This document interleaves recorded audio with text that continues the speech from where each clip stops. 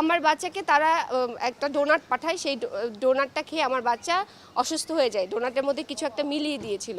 আমার সেই বাচ্চা অসুস্থ অবস্থায় আমি ওকে গণস্বাস্থ্যে নিয়ে যাই, গণস্বাস্থ্য বাচ্চাকে ফিরিয়ে দেয়। দেন আমি গ্রিন লাইফ হসপিটালে যাই, বাচ্চা এনআইসিইউতে, বাচ্চাকে আমি 4 দিন ধরে হসপিটালে রাখি। গত 16ই ডিসেম্বর বাচ্চা একটু সুস্থ বোধ করে, এরপরে 16ই ডিসেম্বর বাচ্চাকে আমি হসপিটালে রেখে আমার কাজের লোকের কাছে আমি 12 নম্বর বাসায় জামা কাপড় চেঞ্জ করার জন্য আসি।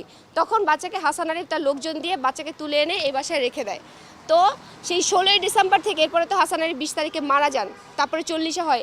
এই পর্যন্ত আমি কোনো প্রোটেস্ট করি নাই, কোনো আইনের কাছে যাই নাই, কারণ উনি মারা গেছেন, একটা চলতেছে। তো ওই জায়গাটা আমি কনসিডার করেছি মানবিক হিসাবে। বাচ্চা এখানে আছে, ঠিক আছে, কিন্তু যখন আমি জানতে পারি স্কুল থেকে আমাকে ফোন দেয়, আর্ট স্কুল থেকে ফোন দেয়, আপনার বাচ্চা কোথায়, স্কুলে আসে না, আর্ট স্কুলে আসে না, স্কেটিং ক্লাসে আসে না। আমার বাচ্চাটা, বড় বাচ্চাটা ADHD সাফার করছে। আমার বাচ্চাটাকে আপনি ডক্টর হেলালকে জিজ্ঞেস করুন, গ্রিন লাইফ হসপিটালের সাইকিয়াট্রিস্ট চাইল্ড বিভাগের ডক্টর হেলালুদ্দিন আহমেদ, সে ডায়াগনোসিস করেছে মাইরিন ADHD সিভিয়ার পর্যায়ের। তো আমার বাচ্চা ADHD, সেই বাচ্চাটাকেই যখন আটকে রেখেছে, ওর স্কুল সব কিছু বন্ধ করে দিয়েছে, তখন অ্যাজ এ মাদার আমি কিভাবে থাকি? তারপর থেকে কন্টিনিউয়াসলি আমি মজের সাথে যোগাযোগ করার চেষ্টা করি, থানা পুলিশে যাই, অর্ডারটা দেখাই। থানা পুলিশ আমাকে বলে যে আপনার কাছে অর্ডার আছে, কিন্তু আমাদের কাছে তো অর্ডার নাই। আর একজন ব্যক্তি যদি আদালতের অর্ডার মান্য না করে, সেক্ষেত্রে আমরা পুলিশ কী করতে পারি? অপারগতা জানায়। তখন আমি বা কী করতে পারি একজন সাধারণ নাগরিক হিসাবে? পুলিশ যদি অপারগতা জানায়, একজন ডিসি, একজন ওসি, একজন এডিসি, তিনি যদি অপারগতা জানায়, একটা সাধারণ মা হিসাবে এই দেশে আমি কি করতে পারি বলেন? আমার তো যথেষ্ট বল নাই যে সেটা আমি প্রয়োগ করে দরজা ভাঙচুর করে গিয়ে আমি বাচ্চা নিয়ে আসবো। আমি তো আর গুন্ডা না, আমি একজন মা। তো আমি আইনে আদালতের অর্ডার নিয়ে আসছি। এসে আজকে ঈদের দিন একটা মানবিক রিকোয়েস্ট করেছে ওসি সাহেবকে যে আজকে ঈদের দিন আমি আমার বাচ্চার সাথে শুধুমাত্র কুশল বিনিময় করতে চাই, আর কিছু চাই না। যে আমি বাচ্চা নিয়ে যেতে চাচ্ছি, এখন টেনে হিস্ট্রি নিয়ে যাব, আমি সেটা বলছি না। আমি শুধুমাত্র বলছি আমি আমার বাচ্চাদেরকে ঈদের দিন দেখতে চাই। আপনারাই আমাকে বলেন, আমি আমার বাচ্চাকে ঈদের দিন দেখতে পারবো কি পারবো না? এইটুকু রাইটস কি অ্যাজ এ মাদার আমার নাই? বড়বাবুর একটা মেডিকেল ইস্যু কন্ডিশন আছে, সেটার কারণে ডাক্তার তাকে খুব স্টেবল অবস্থায় রাখতে বলছে, ঠিক আছে? সেই স্টেবল অবস্থায় রাখার জন্য, সেটার জন্য তাকে বলছে যে তার যেরকম উচ্ছৃঙ্খল জীবনযাপন, সে বিভিন্ন রিসোর্টে বেড়াতে যেত যখন বিভিন্ন লোকের সাথে, তখন বাচ্চাদের নিয়ে গেছে। তো সেটা বাচ্চাদের খুব ক্ষতিকর এফেক্ট পড়ছে। এটা অমুক আঙ্কেল তমুক আঙ্কেল, শেষ করি, এটা কাগজ থাকতে হবে। ওর কারণে বাচ্চা অনেক আনস্টেবল হয়ে যায়, ওর লাইফস্টাইলের কারণে। হ্যাঁ, না দেখতে এখন এটা তো ডাক্তার মানা করে দিচ্ছে মৌখিকভাবে বলে দিচ্ছে যে উচ্ছৃঙ্খল জীবনযাত্রার মানুষ, তার কাছে দেখা করলে বাচ্চার জন্য আনস্টেবল। এখানে মা বাবা বলে কথা না, ডাহা মিশা কথা।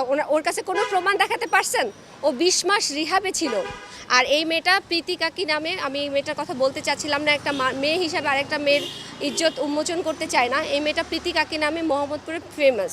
এই মেয়ের নামে হাজারিবাগ থানায়, মোহাম্মদপুর থানায়, কোতোয়ালি থানায়, ধানমন্ডি থানায় মামলা আছে, এবং সবগুলি মামলার চার্জশিট আছে। এই মেয়ে যে মানে আমার বাসায় যে 18,000 টাকা বেতনে চাকরি নিয়ে আসছে অনলাইনে, এই মেয়েটা হচ্ছে 2022 সালে অনলাইনে মাধ্যমে আমি ওকে আমার বাচ্চাকে দেখার জন্য নিয়ে আসছিলাম। তো এই মেয়েটা এসে মোয়াজের সাথে ইন্টিমেট হচ্ছে বাথরুমে। এটা ধরা খাওয়ার পরে এই মেয়েটা জোর করে, মানে ওর ভাষা, মোয়াজের ভাষা হচ্ছে আমাকে জোর করে বিয়ে করেছে। আবার এদিকে আমি ভিডিওতে দেখতে পাই যে ওরা হাসি খুশিভাবে বিয়ে করেছে। এখন দুজনের কথাই আমি কোনো মিল পাই না। জোর করে করুক, আপোষে করুক, সেটা ওদের ব্যক্তিগত ব্যাপার। সেই বিয়ে শাদী নিয়ে আমি কথা বলতে চাই না। কিছুদিন পরে এই মেয়েটা আমাকে ভিডিও কল দিয়েছে লাইভে। ও হচ্ছে রাস্তার মধ্যে এই দৌড়াচ্ছে বৃষ্টির মধ্যে, আমাকে বলতেছে আপু আমাকে বাঁচাও, কি হয়েছে? আমাকে মোয়াজ মারতেছে, ধাওয়া করতেছে। সেটারও আমার কাছে ভিডিও আছে, আপনাদেরকে আমি দিব।